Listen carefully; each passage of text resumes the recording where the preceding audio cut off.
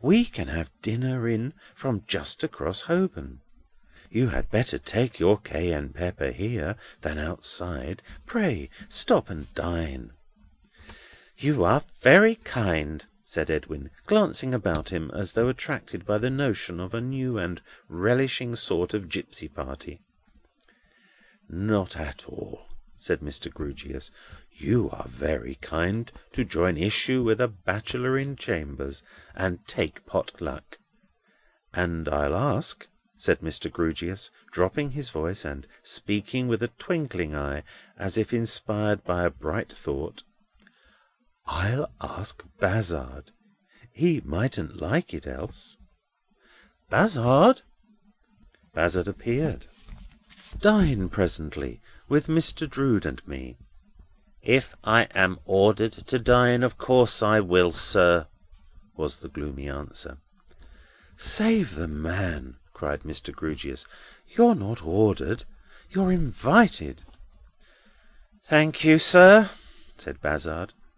"In that case, I don't care if I do." "That's arranged. And perhaps you wouldn't mind," said Mr. Grewgious, "stepping over to the hotel at Furnival's, and asking them to send in materials for laying the cloth.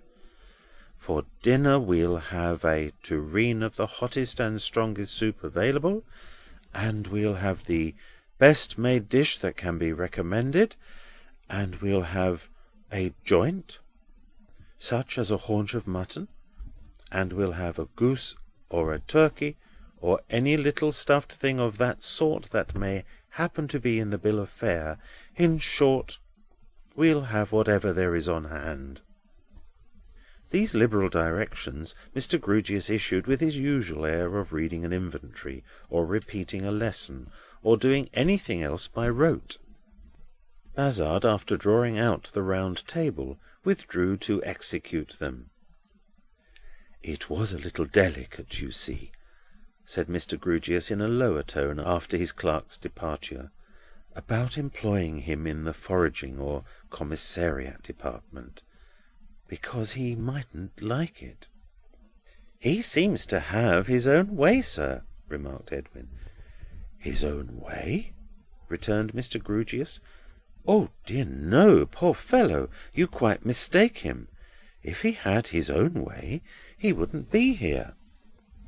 "I wonder where he would be," Edwin thought. But he only thought it because Mr. Grewgious came and stood beside him with his back to the other corner of the fire, and his shoulder blades against the chimney-piece, and collected his skirts for easy conversation. "I take it that, without having the gift of prophecy, that you have done me the favour of looking in to mention that you are going down yonder, where I can tell you are expected, and to offer to execute any little commission from me to my charming ward, and perhaps to sharpen me up a bit in any proceedings, Mr. Edwin? I called before going down as an act of attention." "Of attention," said Mr. Grewgious. "Of course. Not of impatience?" "Impatience, sir?" Mr. Grewgious had meant to be arch. Not that he in the remotest degree expressed that meaning, and had brought himself into scarcely supportable proximity with the fire, as if to burn the fullest effect of his archness into himself, as other subtle impressions are burnt into hard metals. But his archness suddenly flying before the composed face and manner of his visitor, and only the fire remaining, he started and rubbed himself down. "I have lately been down yonder," said Mr. Grewgious, rearranging his skirts, "and that was what I referred to when I said I could tell you are expected." "Indeed, sir? Yes, I knew that Pussy was looking out for me." "Do you keep a cat down there?" asked Mr. Grewgious. Edwin coloured a little as he explained. "I call Rosa Pussy." "Oh, really?" said Mr. Grewgious, smoothing down his head. "That's very affable." Edwin glanced at his face. uncertain whether or no he seriously objected to the appellation. But Edwin might as well have glanced at the face of a clock. "A pet name, sir," he explained again. Said Mr. Grewgious with a nod. But with such an extraordinary compromise between an unqualified assent and a qualified dissent, that his visitor was much disconcerted. "Did Rosa—" Edwin began by way of recovering himself. "Rosa?" repeated Mr. Grewgious. I was going to say Pussy, and change my mind. Did she tell you anything about the Landlesses?" "No," said Mr. Grewgious. "What is the Landlesses? An estate? A villa? A farm?" "A brother and sister. The sister is at the Nuns' House, and has become a great friend of her—" "Rosa's?" Mr. Grewgious stuck in, with a fixed face. "She is a strikingly handsome girl, sir, and I thought she might have been described to you, or presented to you, perhaps." "Neither," said Mr. Grewgious. "But here is Bazzard."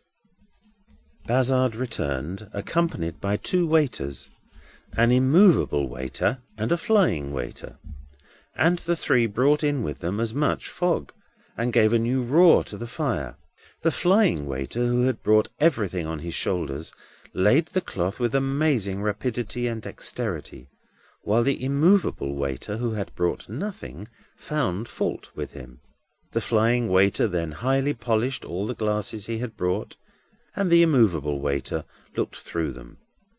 The flying waiter then flew across Holborn for the soup, and flew back again, and then took another flight for the made dish, and flew back again, and then took another flight for the joint and poultry, and flew back again, and between whiles took supplementary flights for a great variety of articles, as it was discovered from time to time that the immovable waiter had forgotten them all. But let the flying waiter cleave the air as he might, he was always reproached on his return by the immovable waiter for bringing fog with him, and being out of breath.